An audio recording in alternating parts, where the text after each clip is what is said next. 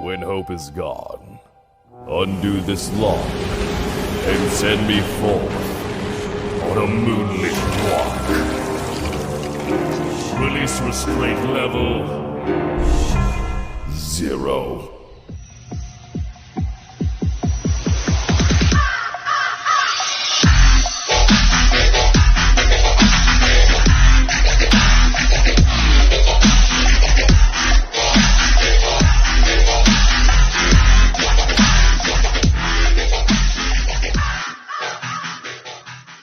Hey kids, wanna see a dead body?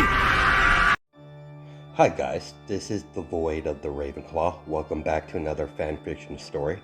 If you like this type of content, smash the like button and subscribe for future videos and updates that I do post on my community tab frequently. This is a completely redo of the old series I made. This is part 0 of What If Deku Caught the Eye of a Vampire. The Fate anime series will be implemented in some fashion in this story, alongside with supernatural creatures. Given the title of this fanfiction, as we start our story off during one of the many wars that Hell and Heaven has had, the war eventually broke out onto Earth. Humans and other supernatural species was caught in the middle. This was before the Holy Grail War was even implemented. The third year of their war between heaven and hell, the sky began to tear open, revealing an endless void. As several void demons began to jump out of the rift, leading into the void. Most angels and demons consider void and void demons to be mere myth and legend. Only the high-ranking angels and demons even know of their very existence. God sealed the void off for a reason. Before he created life, the void had always been there. The void had to be either removed or sealed off before he can implement his plans, creating angels and later, down the line, humans. They were too savage and violent, so God had to seal them off before he created the galaxy. But somehow the void found a way to Earth.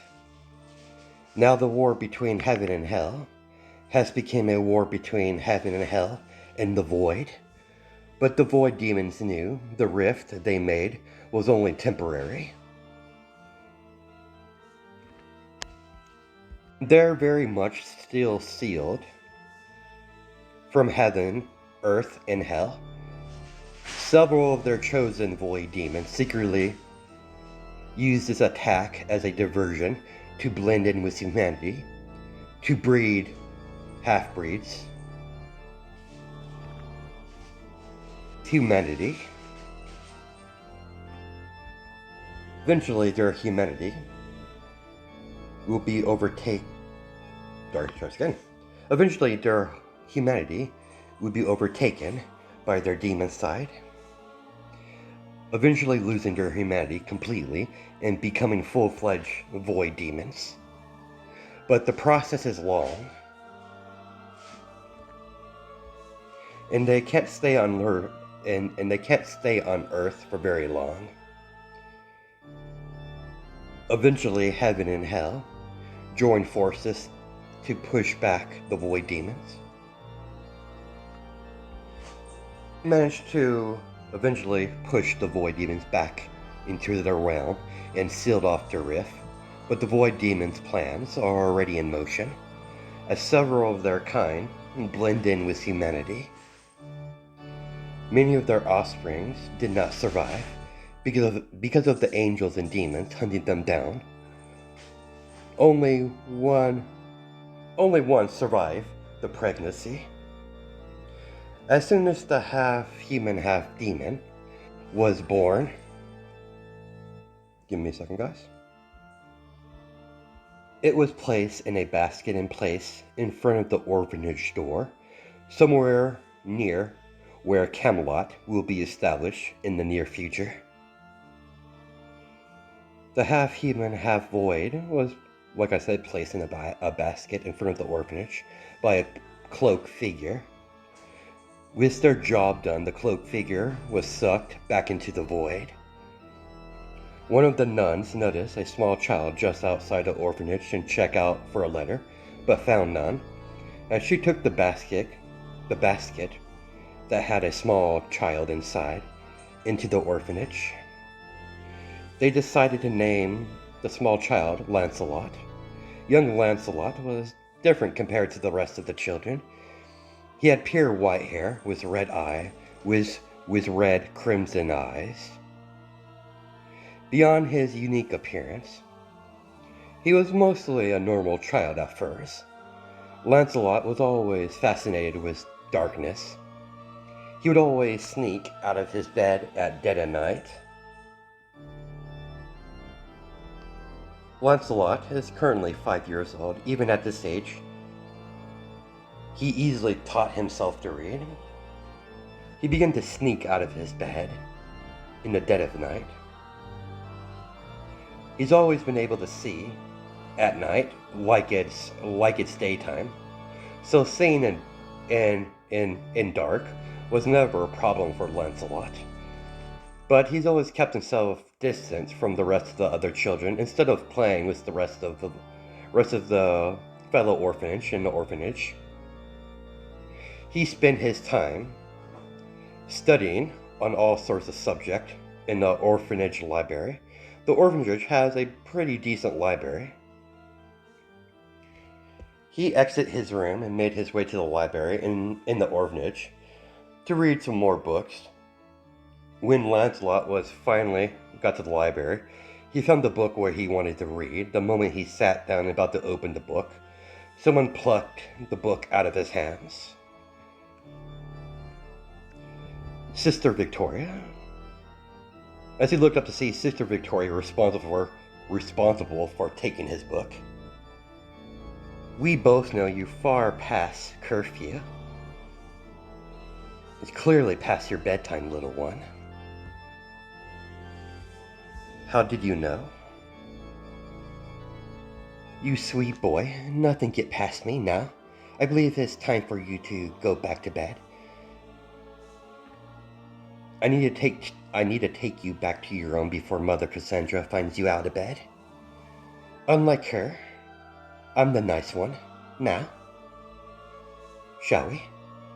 Sister Victoria scooped young Lancelot in her arms and carried him back to his room. She quietly walked into his quarters and laid him on the bed and tucked him in nice and tight. You get some rest, young man. There'll be plenty of time to read tomorrow. Rest is important. We'll keep this between us. You've always been my favorite. I won't tell Mother Cassandra about this, as Sister Victoria gave Lancelot a playful wink as she handed over the book that he was trying to read earlier tonight.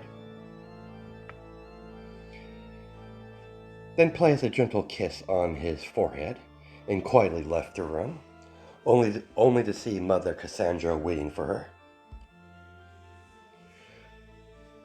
He's out reading past his bedtime again, I see, Sister Victoria. You can't blame the kid. He's always been a curious one.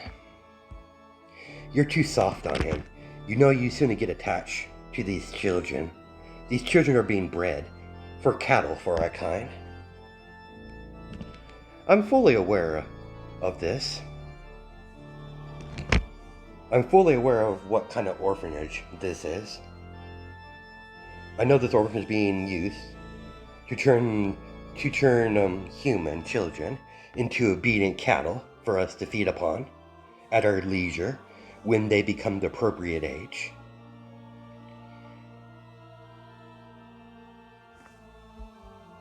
Fully aware of that, Mother Cassandra. It's a shame, really. I like the kid.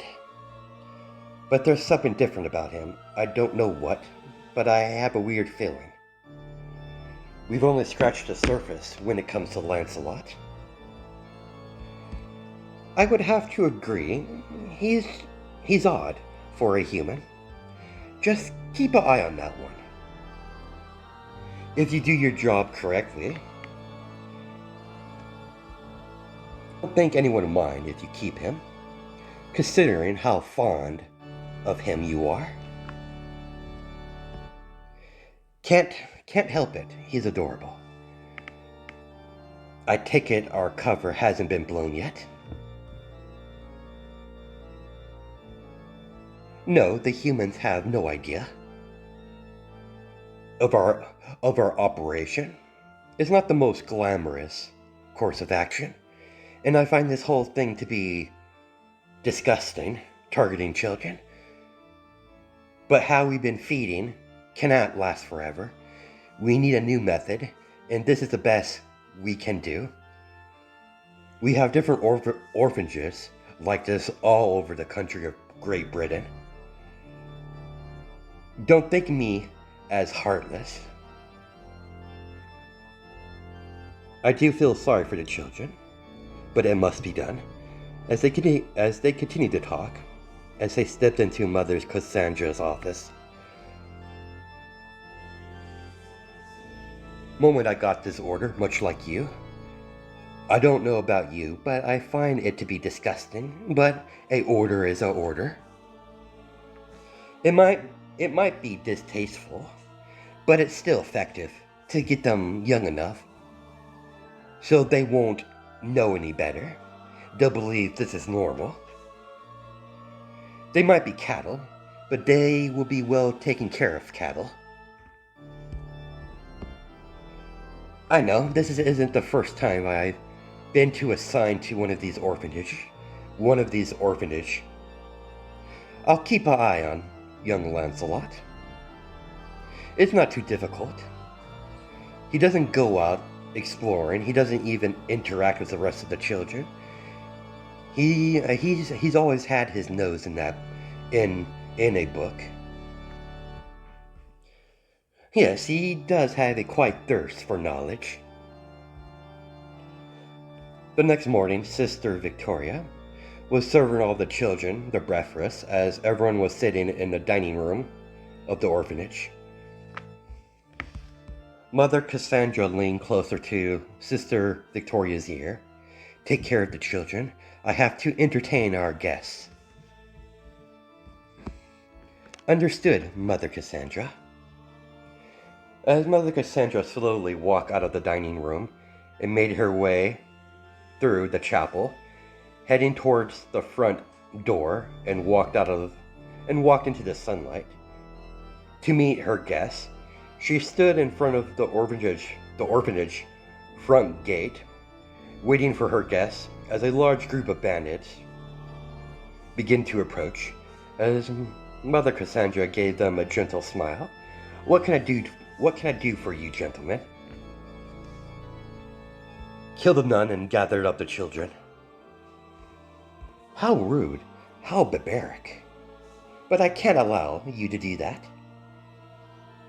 When the bandit swung down his sword at Mother Cassandra, she stopped the blade with only using a singular fingernail. Now, gentlemen, that's no way to treat a lady. After all, ladies like myself are quite delicate. As the sword fell out of Lady Cassandra's sleeve, as she ran her blade right through his chest, killing him, as Mother Cassandra yanked out her sword out of the man's chest, as the man fell down to the ground dead. She grabbed the fallen sword and threw the sword into another bandit that went right through his head, pinning him to the nearby tree. In response to their comrades being killed, they began to charge forward, only for Mother Cassandra to move so fast she started to make after images of herself, blocking their attempts with inhuman speed. The bandits thought this would be an easy mark. 2 nuns, a bunch of children. They thought this would be easy. Kill the nuns, take the children to get some easy gold. Simple job. But the fools don't realize that But the fools didn't realize their first mistake was thinking this orphanage was unprotected, unrealizing they're about to experience what a vampire can really do. Naturally, the human race has no idea of a vampire's very existence. The vampires have rules in place, so their existence are not exposed to the rest of humanity. Mother Cassandra had no desire to let any of them live, as they all have to die. Mother Cassandra blocked 4 swords at the same time and kicked the middle bandit in the chest with her foot, making him go flying into a tree. He did not get up. He was instantly killed by the impact of her kick, caving in his chest.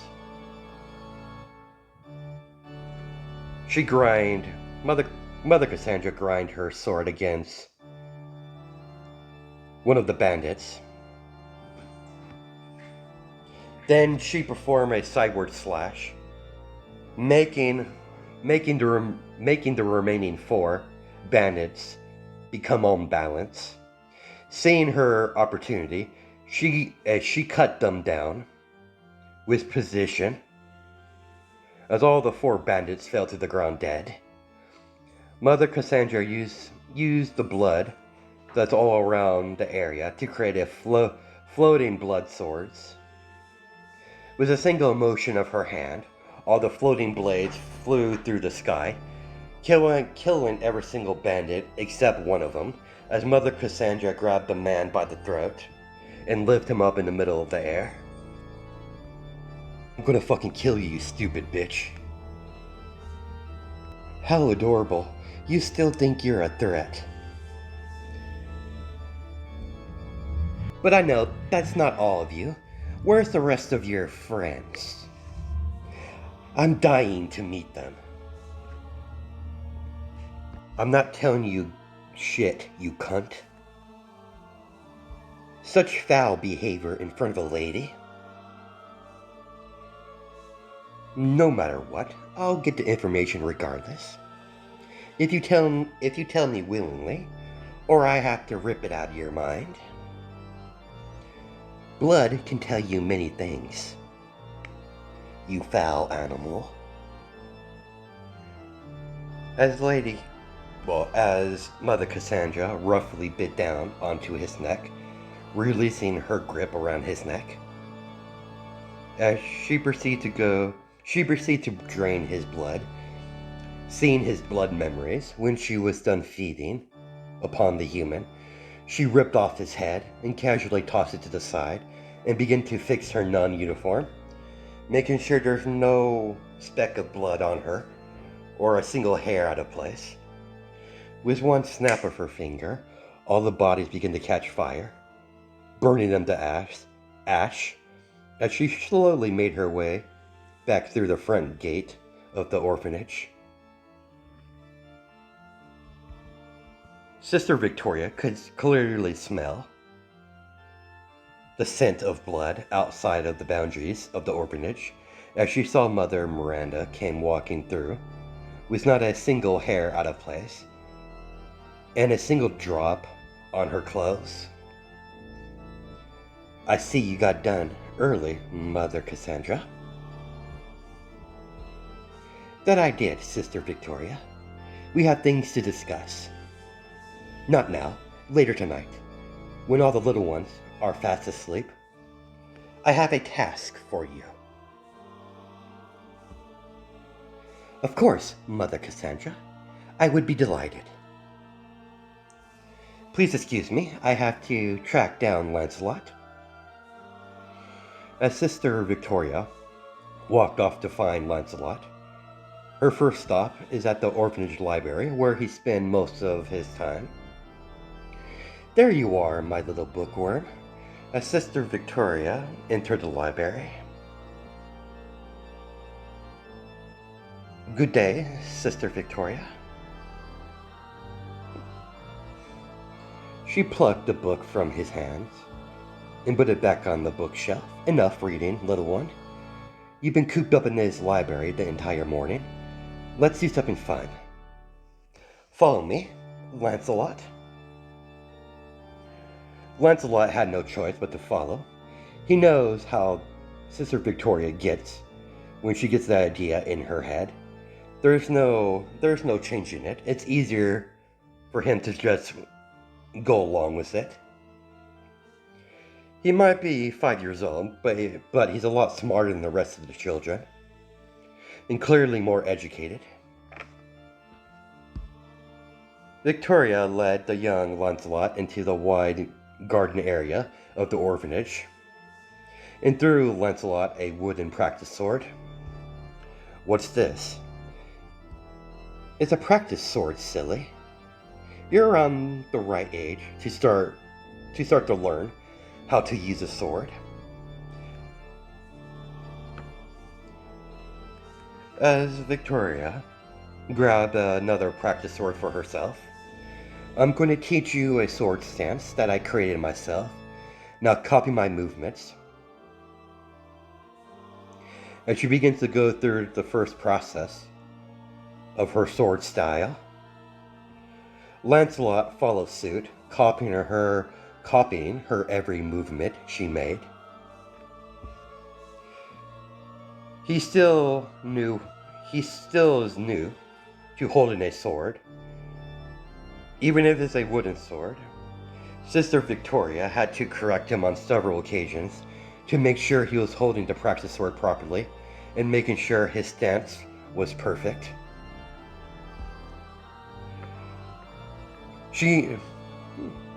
Sister Victoria knows how young he is. She has to ease him into it. She doesn't want to stunt his growth. He's still a growing boy. But to her surprise, he catched on pretty fast. She could clearly tell he's a fast learner. Excellent, you're doing very well. Thank you, but why? You're quite observant for someone to be so young. I'm only doing this because I want to make sure you have the tools necessary to protect yourself. And I see you as a son. Now the break is over. Get back to work. Continue. Victoria has already made up her mind. Young Lancelot won't share the same fate as the rest of the children here in the orphanage. She knows he's different compared to the rest of the human children. She can't put her finger on it just yet, but there's one thing she knows for certain. He's special. That's why she took such an interest in young Lancelot since his arrival. She had him practice for a little bit more. Then Sister Victoria directed him to get cleaned up and get ready for supper. Interesting. You decide to train him, Sister Victoria. Yes, I have, Mother Cassandra. His fate will not be the same as the rest of the children. You see, one of our main problems... Our main problem is we don't have any way of gathering information when it comes to what the humans been doing. And having human being... And... Just try this again. I messed it up majorly. Gathering information, and when it comes to what the humans been doing on Earth, having a well-trained human that serves my family, the humans will only see a noble house that has their own knights. Consider it to be normal. Why risk sending younger vampires gathering information when we could send out well-trusted and trained humans to do that for us, and apply a couple of blood seals here and there to guarantee the information can't be tortured out of them. I adore the boy, but I won't risk the exposure of our kind just for one human child. Steps must be taken to ensure our existence is remained to be unknown to the rest of humanity. Very well, I see no reason to interfere further. Just don't push the poor thing. He's only a child, and humans are quite delicate. I'm fully aware, Mother Cassandra. I've trained several in the past. That's why I'm head of security while we're doing this little operation here in this orphanage. Yes, I couldn't have asked for a better fellow vampire to help me with this mission. You were highly recommended. If that is all, you may continue with your duties. As Mother Cassandra waved Sister Victoria away with her hand. Later that night, when all the children were fast asleep in their bed, Sister Victoria went into Mother Cassandra's office to discuss the so-called task she has for her tonight. Sister Victoria knocked on the door gently 3 times. Enter. Good, you're here. Shut the door behind you. Sister Victoria gave a nod in acknowledgement and gently closed the door behind her. Mother Cassandra began to pour both of them a glass of blood. She gently handed over the glass over to Sister Victoria. Thank you, Mother Cassandra. So what is this task you have for me? It seems a group of bandits that has set their eyes upon the orphanage. What I could gather, they're here for the children, to sell them off to the slave market. We can't have that, after all. We put so much effort in raising these children to be our cattle. They have a base of operation a few miles deeper into the forest from the orphanage. I want you to go there and eradicate them. That's a tad bit disappointing, but consider it done. You're probably wondering why I want you to go. It is true, I could easily take care of this, but with your unique skill set, you're more suited for this type of operation.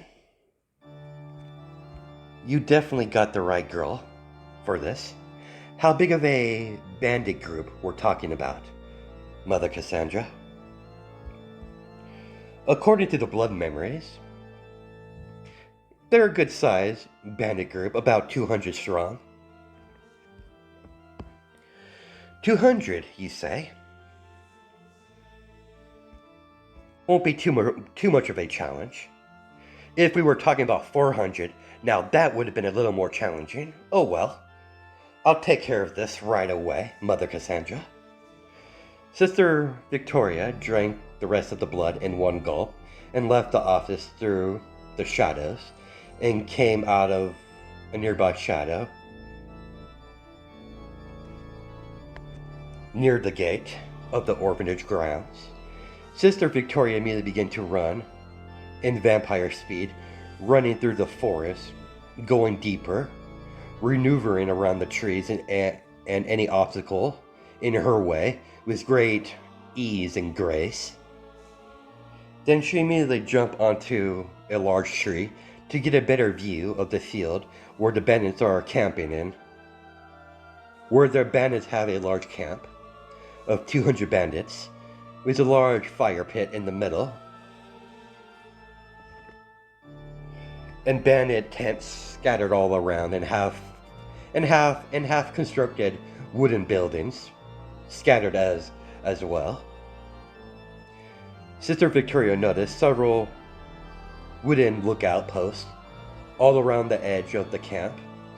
Each lookout post has 2 bandits as lookouts. There's a few bandits patrolling the boundaries of their encampment.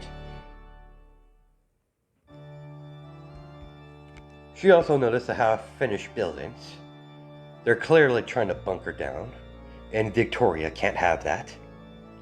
Sister Victoria began to sink downwards into a nearby shadow on the large tree branch. When she came out of the shadow in one of the lookout posts. Victoria created a shadow dagger in her hands and grabbed the bandit by placing her hand over his mouth and slitting his throat. She immediately threw the shadow dagger into the skull of the other bandit that's in the lookout. The shadow weapon turned back to shadows, then reappeared right back into Victoria's hand. She doesn't need to hit every single lookout tower. She just needs to take out a few more, and any more, depending on what happens during this little stealth operation. She got close enough to the second lookout post and used the shadows to create, using the shadows that were created by the torch in the lookout tower to create several shadow spikes that pierced through both of the bandits' hearts, killing them instantly. Sister Victoria made her way further into the camp. She decided to target the sleeping bandits in their tent by slitting their throats while they slept, one bandit tent after another. She still continues to kill every single sleeping bandit she came across by slitting their throat.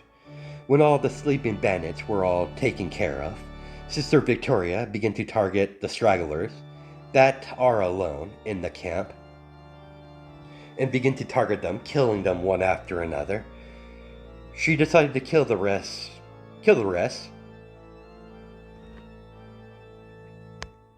utilizing stealth and sneak attacks. It only took her 20 minutes to kill 100 men.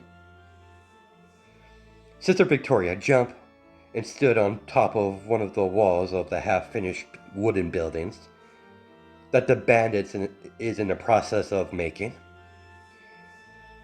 She immediately ran up the wall and got on top of the roof and began to get a better view of her surroundings. She instantly threw several shadow daggers. She immediately threw a shadow dagger that duplicated into 2 and hit the 2 bandit guards in the nearby watchtower that's near the building, killing them fast and silently. She finally noticed there was a bandit walking right below her. Bandits finally noticed all of the dead bodies. She found it amusing. It took them that long to notice that they've already lost 100 men from an unknown assassin. That's how humans are so easily to manipulate. Sister Victoria immediately created a shadow whip with the nearby shadows and swung it downwards as the shadow whip wrapped around the bandit's neck.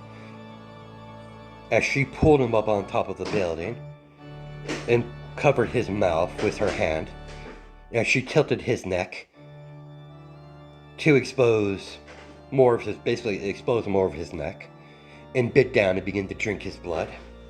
She drank him dry, then snapped his neck.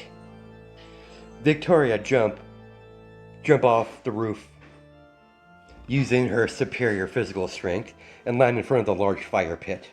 As all of the bandits finally notice her,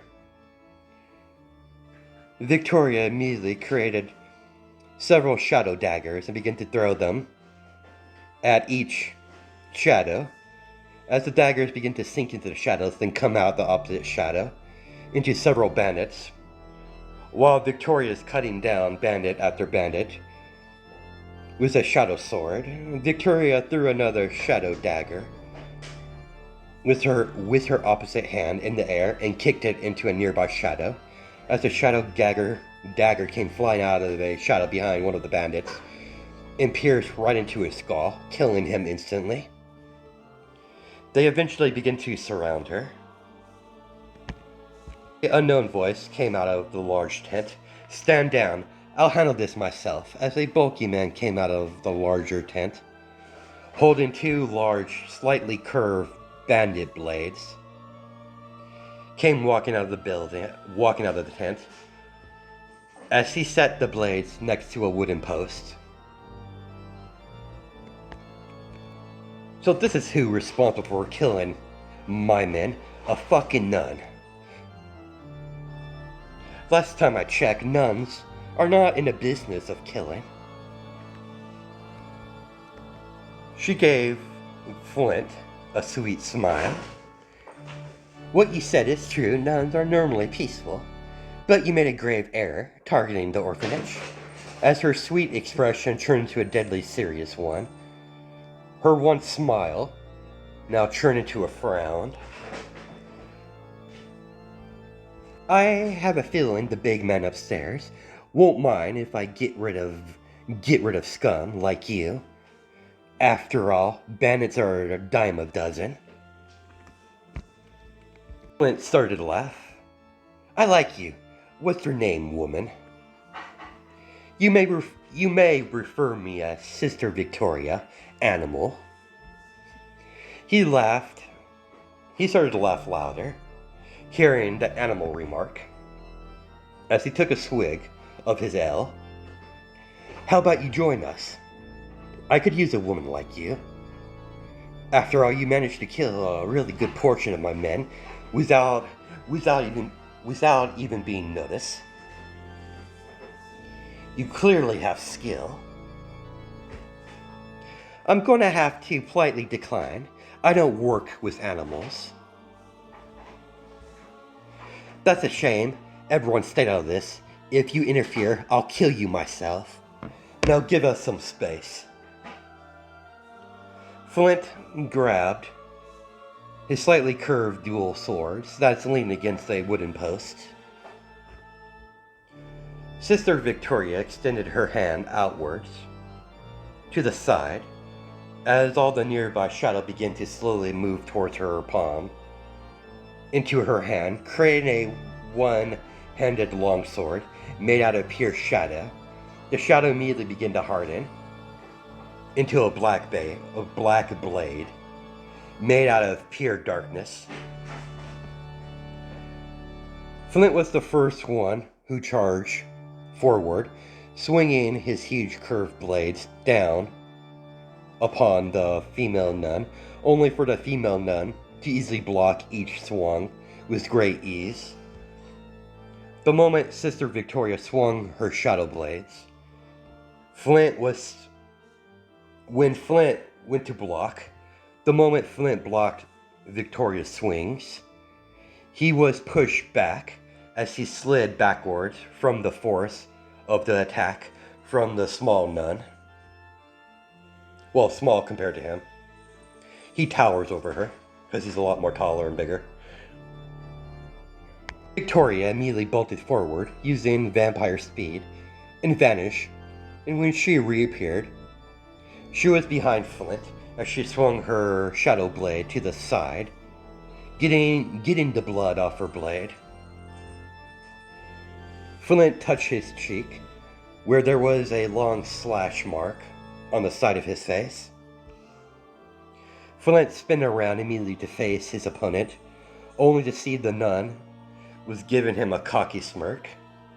"Lucky me, I got first blood. I hope you could do better than that, human." Flint was a bit more cautious, but he charged forward. Nevertheless, swinging both of his blades slightly in different directions to catch her off guard. She easily parried his attack, making Flint unbalanced, and kicked him away by slamming her foot into his stomach. As Victoria slowly licked the blood off her face from the slash mark he made on his chest. I've had better. Unnerving all of the bandits, including Flint. Sister Victoria's eyes begin to glow a bright red. I hope Mother Cassandra won't mind if I indulge myself a little bit. As she gave the bandits, the lead bandit, as she gave all of the bandits a sweet smile that will definitely lead to immense pain and suffering. Flint wasn't stupid. That smile had nothing sweet about it.